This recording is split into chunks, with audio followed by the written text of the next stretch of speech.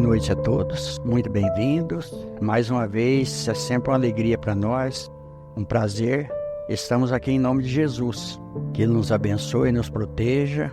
Vamos lembrar mais uma vez que todos somos importantes na reunião. Todos nós temos condições de auxiliar. Quando a gente vai ter a comunicação com os espíritos, muitos nos acompanham, entram aqui, precisam de ajuda, e o nosso pensamento é força. Mentalizando eles, mentalizando pessoas que nós conhecemos, que nesse momento estão precisando de ajuda. Nós todos somos instrumentos de Deus. Nós estamos aqui pela misericórdia divina. Então nós vamos começar a nossa reunião. Muito obrigado pela presença. Então, dando sequência ao estudo do Livro dos Espíritos, terceiro livro, Leis Morais, Lei de Liberdade, capítulo 10. Conhecimento do futuro. O futuro pode ser revelado ao homem?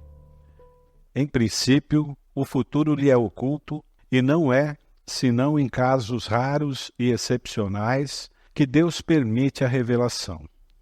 Olha só, então quando a gente vê muitos pseudos médiuns falando, principalmente na TV, nas redes sociais, coisas que eles não têm certeza, a gente não deve acreditar. Olha só para vocês verem, no livro dos médiuns está escrito que a mediunidade ela não pode ser exibida em tablado, que nós precisamos respeitar a mediunidade. Então só em casos excepcionais é que Deus permite a revelação. Nós nunca vimos o Chico Xavier fazer projeção. Tudo isso que estão falando aí de fim do mundo, transformação, a gente não viu o Chico Xavier falar isso, em nenhuma ocasião. Chico Xavier só disse o seguinte: 50 anos depois que foi lançado o foguete à Lua, se o homem não modificasse, ia haver muitas coisas, mas ele não precisou data nada. Aí muita gente ficou preocupado quando chegou em 2012, né? Teve gente que não saía nem de casa. Eu mesmo andei atendendo algumas pessoas que teve até problema psiquiátrico quando se aproximava a data e não aconteceu nada. Então, o que acontece na Terra é o que nós estamos vendo aí. Sempre vai ter diferenças, porque nós estamos num planeta inferior ainda. Então, o médium sério, o médium responsável, ele só vai falar alguma coisa para ajudar a pessoa. Quando alguém fala alguma coisa que vai derrubar a pessoa, principalmente em termo depressivo, a gente não deve crer, não. A doutrina espírita dá esse respaldo para nós. Mas nós vamos ver o que o livro traz para nós aqui. Com que objetivo o futuro está oculto ao homem? Se o homem conhecesse o futuro, negligenciaria o presente e não agiria com a mesma liberdade, porque seria dominado pelo pensamento de que, se uma coisa deve acontecer, não tem que se ocupar dela ou então procuraria dificultá-la. Deus não quis que fosse assim, a fim de que cada um concorresse para a realização das coisas, mesmo as quais gostaria de opor-se. Assim, tu mesmo, frequentemente, preparas, sem desconfiar disso, os acontecimentos que sobreviverão no curso da tua vida. Então, são escolhas que nós fazemos. Muitas vezes nós calculamos alguma coisa e não dá certo. E se a gente realmente soubesse o que iria acontecer, a gente talvez ficaria estacionado. Nós vamos ver agora na outra questão. Então ele está dizendo aqui, ó, Deus não quis que fosse assim, a fim de que cada um concorresse para a realização das coisas, mesmo as quais gostaria de opor-se. Tem coisa que a gente não tem como mudar, não tem como modificar, porque todos nós temos uma programação espiritual, nós temos uma trajetória, nós podemos mudar essa programação de acordo com o nosso comportamento, mas tem coisas que a gente vai precisar passar. Porque nós temos compromisso de outras vidas não, outras reencarnações, porque a vida é uma só. E essas reencarnações, nós ficamos devendo alguma coisa, nós muitas vezes nos envolvemos em certos assuntos com outras pessoas que não reencarnaram, eles mesmos podem nos intuir a modificar a nossa vida, nós temos sempre o nosso anjo da guarda, que sempre vai velar por nós e que nos dá o direcionamento do bem. Mas muitas vezes a gente não escuta. A gente vai pela porta larga, que é aquela que Jesus fala na Bíblia lá. E aí é onde acontecem as coisas. Mas o futuro, muita gente fala que a Deus pertence, mas o futuro nós podemos fazer ele, começando agora.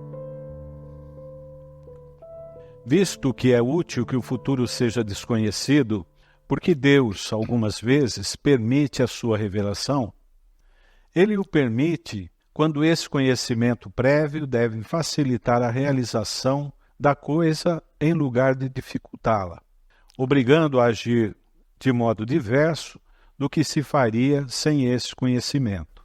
Aliás, frequentemente é uma prova.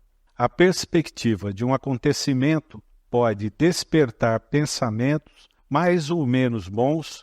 Por exemplo, se um homem deve saber que receberá uma herança com a qual não conta, poderá ser solicitado por sentimento de cupidez, pela alegria de aumentar seus gozos terrestres, pelo desejo de possuir mais cedo, talvez, desejando a morte daquele que deve deixar-lhe a fortuna. Dá uma paradinha aí, Dô. Eu tenho uma experiência nisso daqui, quando eu era borracheiro do posto de gasolina. Tinha sempre um senhor que ia lá, e ele era herdeiro de uma grande fortuna das empresas do Brasil, que na época acho que era a quarta ou a quinta empresa de mais capital. E ele falava para mim, Nourinho, eu estou andando com essa carroça. Ele mostrou até os documentos para mim, para provar que ele era parente. Eu estou andando com essa carroça, mas eu sou o único herdeiro dessa empresa. Essa empresa é do meu tio aqui, está a foto do meu tio comigo. Eu não vejo a hora do meu tio morrer para mim herdar a fortuna dele. Aí um caminhão pegou ele com a carroça e tudo, na SP aí. Ele desencarnou e o tio dele desencarnou muito tempo depois. Então eu estou falando para vocês de 50 anos atrás. Olha para vocês verem que situação. Então ele já estava esperando a herança, né? E aí é que nem o Divaldo falou, que o médico falou para ele que se ele curasse uma menina que tinha problema espiritual e que estava tratando com esse médico psiquiatra, se ele curasse ela, o médico com 1000 diploma. Ele curou. E aí ele foi no consultório do médico. O diploma estava na parede ainda. Ele não tinha comido o diploma. Aí ele falou para o Divaldo que ele precisava estudar mais para saber o que estava acontecendo. Ou, então, essa perspectiva despertará nele bons sentimentos e pensamentos generosos. Se a predição não se cumpre, é uma outra prova, a de maneira pela qual ele suportará a decepção. Mas não lhe será menor por isso o mérito ou o demérito dos pensamentos bons ou maus que a crença no acontecimento fez nele nascer. Olha só, mais uma lembrança minha aqui. Tinha um colega meu que se candidatou a vereador em Americana. Aí ele ia lá na borracharia, ele falava para mim, Nourinho, eu já estou eleito. Eu transferi 300 títulos de Santa Fé do Sul, de São José do Rio Preto, daquela região. E eu preciso só de 220 votos. Eu estou eleito. E pediu a conta na empresa. Ele era contramestre, ele pediu a conta. E aí, ele teve, parece que 36 votos só. Nossa. Aí, ele sentava num toco que eu desmontava pneu de trator e chorava. Ele falava, nem seu irmão não votou em mim. Eu falei, meu irmão mora em Rondônia, filho. Meu irmão não mora aqui. Mas seu irmão tocou num comício meu. Eu falei, meu irmão toca em qualquer lugar. Então ele mora lá, eu falei, mora, ele não ia votar em você nunca, né? Fazer o quê? Então olha a decepção aí. Olha para vocês verem. Eu lembro sempre do João Carlos Moreno. O senhor, ele era candidato a vereador e ele falava para a mulher dele, eu já estou eleito. Quando foi no dia da eleição, ele teve um voto só. Aí ele veio brigar com a mulher. Ele falou, você falou que votava em mim e não votou? Ela falou, você falou que já estava eleito? Então eu votei no compadre lá. Visto que Deus sabe tudo, sabe igualmente se um homem deve ou não sucumbir em uma prova. Por conseguinte, qual a necessidade dessa prova, visto que ela não pode ensinar nada a Deus, que já não saiba sobre a vida desse homem? Com isso, queres perguntar por que Deus não criou o homem perfeito e realizado, porque o homem deve passar pela infância antes de atingir a idade adulta. Dá uma paradinha, Edu. Na 119, nós vamos ver um questionamento muito importante do Kardec. Por que que Deus não supre as necessidades dos homens? Porque Ele sabe tudo. Aí a resposta lá é taxativa. Qual seria o mérito sem luta? Qual seria o mérito? Aí nós seríamos máquina, alguém ia fazer tudo por nós. Por isso que eu fico maravilhado com a doutrina espírita. A A doutrina espírita não tem chefe. A doutrina espírita não tem um maior que o outro. Tem alguns que têm um pouco mais de experiência e outros menos. Mas nós somos todos iguais. Nós estamos trocando aqui experiências. Nós estamos trocando energia. Então, a doutrina espírita é maravilhosa. Ela não veio de um espírito. Ela não veio de um homem. Ela não nasceu de uma religião. A organização de todos os espíritos, a comunicação de todos os espíritos, o Kardec fazia a mesma pergunta para uma porção de espíritos através de médiuns diferentes. E a resposta era a mesma. Embora muitas vezes com palavras diferentes, que dependia um pouco da cultura de cada um, mas a resposta era a mesma. Aí nasceu a doutrina espírita. E todos nós somos importantes dentro do espiritismo. Não existe ninguém maior, ninguém menor. Nós somos iguais. Nós somos todos filhos de Deus. E não é só na doutrina espírita, não. Nós somos irmãos em todas as doutrinas, porque nós somos iguais. O que Jesus falou? Amar a Deus sobre todas as coisas e o próximo como a ti mesmo. A prova não tem o objetivo de esclarecer a Deus sobre o mérito desse homem, porque Deus sabe perfeitamente o que ele quer, mas de deixar a esse homem toda a responsabilidade de sua ação, visto que tem a liberdade de fazer ou não fazer. Para um pouquinho, de novo. Na 379, olha só para vocês verem. Olha o questionamento do Kardec de novo. Eu sou fascinado pelo Kardec, porque ele questiona e muitas vezes ele volta a questionar. Se ele não fica satisfeito com a resposta, ele torna a fazer a mesma pergunta de uma maneira diferente. Ele pergunta aqui nessa questão se o espírito de uma criança ele é tão evoluído quanto de um adulto, por exemplo, do pai e da mãe de alguém. A resposta lá é que ele pode ser muito mais evoluído. Ele pode ter muito mais conhecimento. Aí traz para nós a reencarnação. Nós estamos vendo crianças hoje que têm a personalidade completamente diferente e muito mais inteligente, porque eu não sei fazer nada no celular. Outro dia, meu netinho tem 5 anos. Eu, quando cheguei lá, ele estava jogando no meu celular. Eu falei, mas quem? Ele falou, eu pus, ô. Você não sabe? Eu falei, não, eu pus. Então, olha para você, 5 anos. Eu estou com 70, quase 5, e não sei fazer nada. Às vezes eu ligo errado ainda. É duro. Vou ligar para um lugar, ligo para o outro. Tendo o homem a escolha entre o bem e o mal, a prova tem por efeito colocá-lo em luta com a tentação do mal e deixar-lhe todo o mérito da resistência. Ora, visto que Deus sabe muito bem e antecipadamente se ele triunfará ou não, não pode, em sua justiça, nem puni-lo, nem recompensá-lo por um ato que ainda não tenha praticado. Olha só, no livro Libertação, o Gúbio, que é o mentor maior lá, ele leva o André Luiz e mais um espírito nas regiões, vamos dizer, até infernais, no umbral baixo mesmo, onde tem muitas necessidades ali e muitas pessoas sofrendo ali.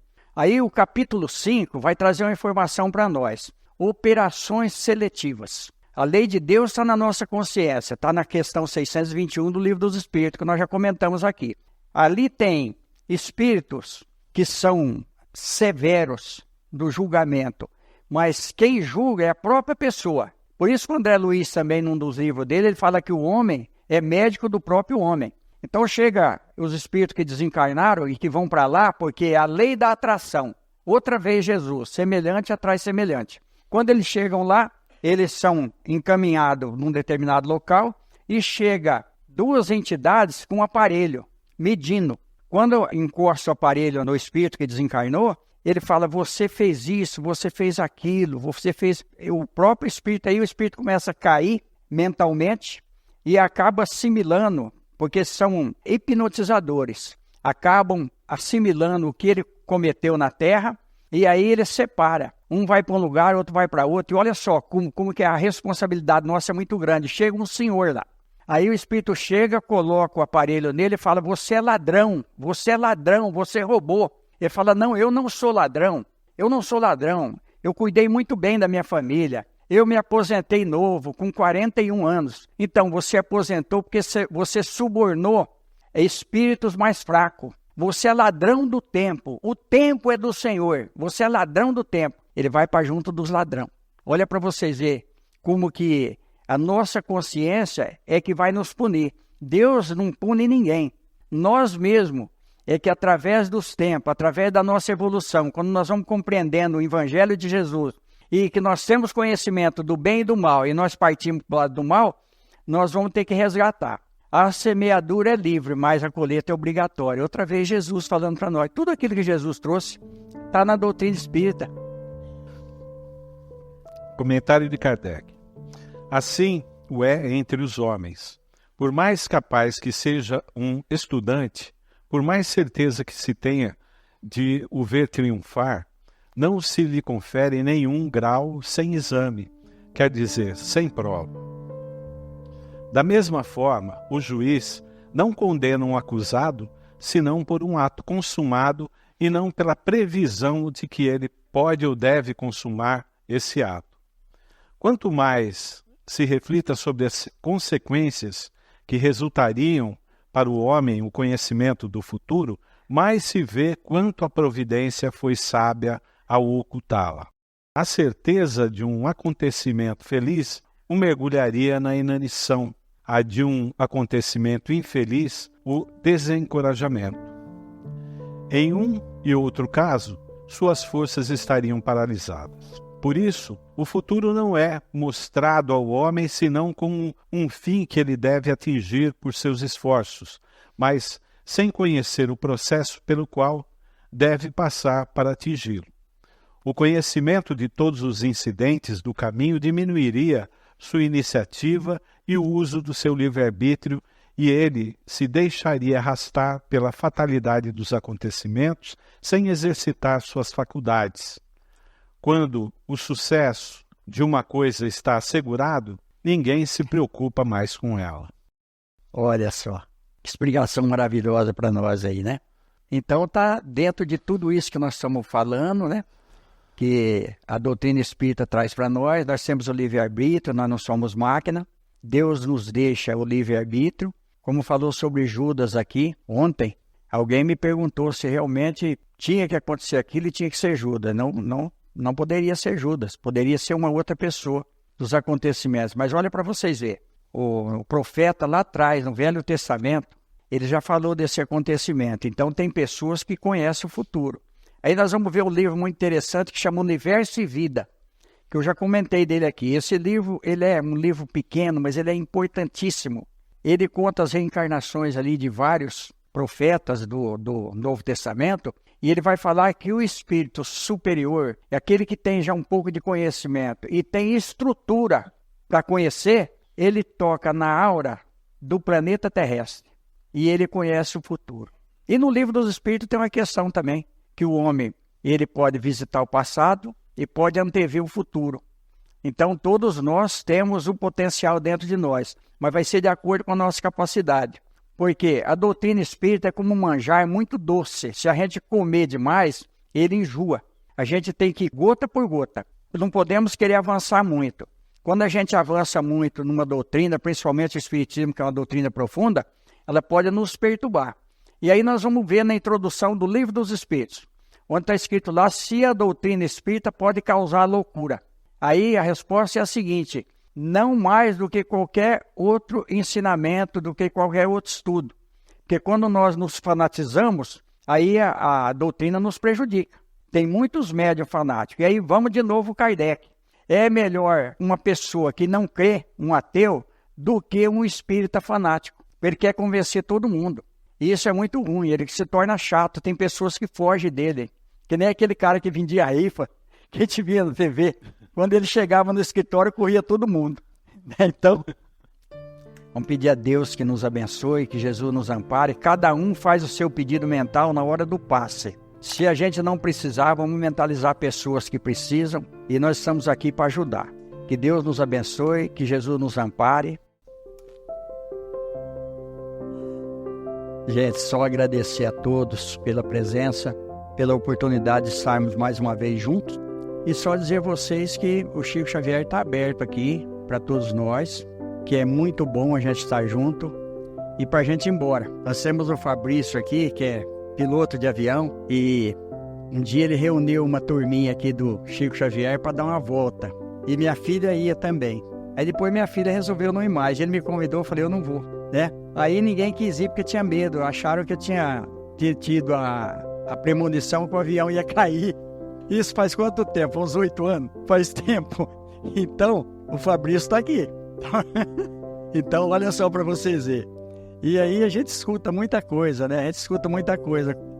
Que Deus nos abençoe, que Jesus nos ampare. E aqueles que quiserem se integrar mais no Chico Xavier, nós estamos aqui de segunda a quinta, às 19 horas. Muito obrigado pela presença, que Deus nos abençoe.